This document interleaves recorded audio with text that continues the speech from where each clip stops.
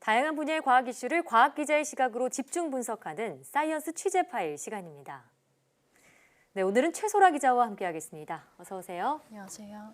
네, 오늘 어떤 소식 알아볼까요? 네, 이제 제법 날씨가 쌀쌀해지면서 가을 느낌이 나는데요.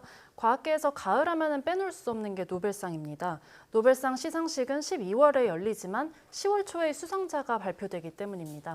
올해 노벨상 수상자는 다음 달 5일부터 12일에 발표될 예정인데요. 한국 노벨상 가능성, 이 수상 가능성 등 노벨상에 대한 소식 준비했습니다. 네, 정말 기다리던 소식입니다. 네. 드디어 한국에서 또 다른 이제 노벨상 수상자가 나올 수도 있는 가능성이 제기된 건데, 자, 올해는 우리나라의 과학자가 수상 가능성이 지금 있는 상황이잖아요. 네, 그렇습니다. 노벨상 유력 후보에 현택환 서울대 석좌 교수가 거론된다는 굉장히 반가운 소식이 전해졌습니다.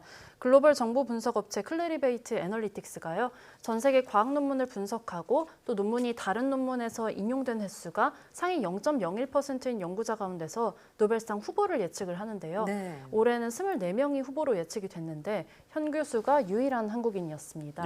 역대 후보자 중에서 한국인이 호명된 거는 세 번째인데요. 여기 선정됐다는 것이 어떤 의미가 있는지 직접 들어보시겠습니다. 피인용 우수 연구자는 노벨상을 받을 정도의 우수한 연구 영향력을 가지고 있으며 그분들의 연구 성과가 인류를 더 나은 방향으로 발전시키는 데 공헌을 했다는 점에서 큰 의미가 있습니다. 네, 다른 연구자들이 논문을 인용한 횟수가 많다는 건 그만큼 연구회가 우수하고 또 학계에서 그만큼 영향력이 있다 이런 뜻이잖아요. 자, 그런데 현택환 교수 어떤 연구로 이번에 이렇게 노벨상 후보로 이름을 올리게 된 걸까요? 네, 현 교수는 지난 23년간 나노 입자에 관한 연구를 해왔는데요. 지금까지 발표한 논문이 400편 이상인데 이 가운데 7편이 거의 1000회 넘게 전 세계 과학자들에게 인용이 됐습니다. 현 교수는 나노 입자를 균일하게 합성하는 표준 합성법을 개발한 것이 선정의 주요 근거가 됐습니다.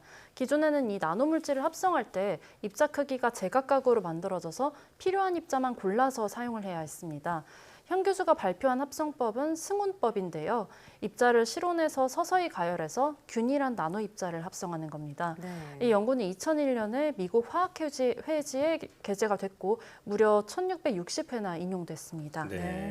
세계에서 0.01%에 속하는 과학자다. 정말 대단한데 이 현 교수의 그 연구는 학계뿐만 아니라 산업계에서도 인정을 받고 있죠. 네, 그렇습니다. 현택환 교수팀은 더 나아가 2004년에는 승운법을 산업적으로 응용할 수 있는 이 길을 열었습니다. 균일한 나노 입자를 대량으로 생산하는 기술까지 개발을 한 건데요. 덕분에 승운법은 전 세계 실험실뿐 아니라 화학 공장에서도 나노 입자 합성의 표준 방법으로 쓰이고 있습니다. 노벨상은 기초 연구에 수상한다고 알려졌는데요. 요즘 추세는 연구가 발표된 뒤에 10여 년이 지나고 또 현장에서 널리 상용화된 연구에 수상을 하고 있어서요. 현 교수의 연구 성과는 현장에 널리 자리 잡았다는 점에서 수상 가능성이 더 크게 점쳐지고 있습니다. 현 교수의 설명 직접 들어보시겠습니다. 균일한 나노 입자를 바로 이렇게 대량으로 합성할 수 있는 이 승운법이 전 세계 많은 그런 과학자들에 의해서 이용되고 있고, 그 다음번에 그것들이 거의 나노 입자를 균일하게 제대로 대량으로 합성하는 그런 스탠다드 표준 합성법으로 이렇게 자리매김되었습니다.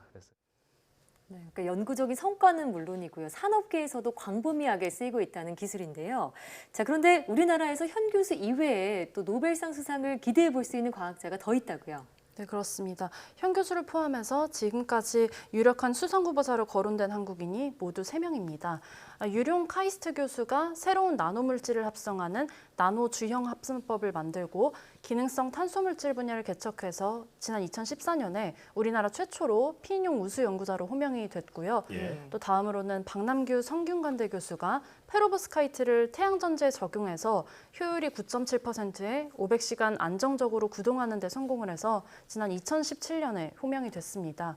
또 한국인은 아니지만요. 한국 기관인 IBS에 소속된 로드니 루오프 유니스트 교수가요. 탄소 기반 물질에 대한 이해를 넓히고 또 대용량 에너지 저장 장치 작동 메커니즘을 규명해서 지난 2018년에 호명이 됐습니다.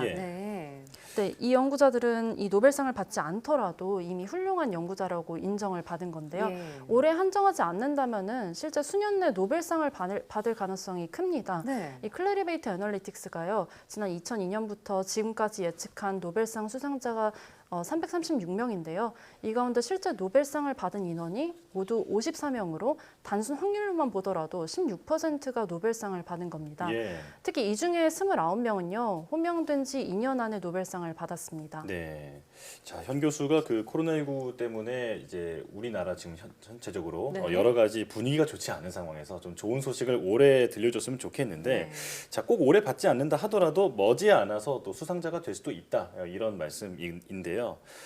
그런데 보통 노벨상은 연구 발표 후에 좀 수십 년이 지난 후에 좀 받지 않나요? 네, 그렇습니다. 노벨상 수상자들을 대체로 분석을 해보면요. 평균적으로 30대 중후반에 핵심 연구를 시작해서 17년 정도 후인 50대의 성과를 냈다고 하고요. 노벨상은 60대에 이르러서 받았다고 합니다. 분야별로는 물리학이 연구 성과가 비교적 빨리 나왔고 또 생리의학이나 화학은 이보다 시간이 훨씬 더 걸리는 것으로 나타납니다. 네. 이 때문에 꼭 이 올해가 아니더라도 미래를 바라보면은 우리나라에서도 노벨과학상 수상자가 나올 확률이 높다는 겁니다. 네, 일단 이렇게 노벨상 수상자로 유력한 후보로 거론이 된다는 것만으로도 정말 대단한 과학자라는 생각이 드는데 노벨상 수상자들 이 수상의 어떤 비결을 미리 밝히기도 했죠. 네, 그렇습니다. 노벨상 수상자들의 공통점이요. 독창적인 연구를 했다는 점이었습니다. 인기 있는 연구나 돈이 되는 연구보다도 남들이 하지 않는 연구, 내가 하고 싶은 연구를 한 것이 노벨상을 받을 수 있었던 이유라고 밝히기도 했습니다. 직접 들어보시겠습니다. Originality is very important for Nobel Prize. Competition is one of the driving force of the science, but that's not the only driving force of science. Curiosity, and if you want to know something, that's the most important. 네, 이 밖에도 노벨상 시즌이 되면 항상 지적되는 점이죠. 기초과학에 대한 투자가 계속되어야 하고 또 연구자에게 이 연구의 자율성을 줘야 한다는 지적도 나옵니다. 직접 들어보시겠습니다. Model. The Max Planck model is to give the researchers their complete freedom. They can choose their research as they like, as they think is the most promising way to carry out their research. In universities, you do if you are in the faculty of chemistry, then you have to teach chemistry and you have to do research in chemistry. This is not so in the Max Planck. 자, 유일한 그 경쟁력의 유일한 원동력은 아니다. 네, 무언가를 알고자 하는 호기심이 가장 중요하다라는 말이 와닿는데, 네. 자, 그런데 그 올해는 한 가지 아쉬운 게 코로나19 때문에 노벨 그 노벨상 행사를 축소한다는 소식이 전해졌죠. 네, 그렇습니다. 노벨재단은 매년 스웨덴 스톡홀름에서 이 노벨상 시상식을 개최를 했었는데 올해는 이를 취소하고 TV 중계 시상식으로 대체한다고 밝혔습니다. 네. 수상자들이 자국 내 스웨덴 대사관이나 또 자신이 근무하는 기관에서 상을 받게 되고 또 이 모습이 전 세계 TV로 중계가 되는 겁니다. 네, 노벨상 시상식은 매년 열리는 과학계 큰 축제 가운데 하나잖아요. 올해는 새로운 형식으로 이 시상식을 좀 기대해 볼 수 있겠네요. 최설아 기자와 함께했습니다. 오늘 말씀 고맙습니다.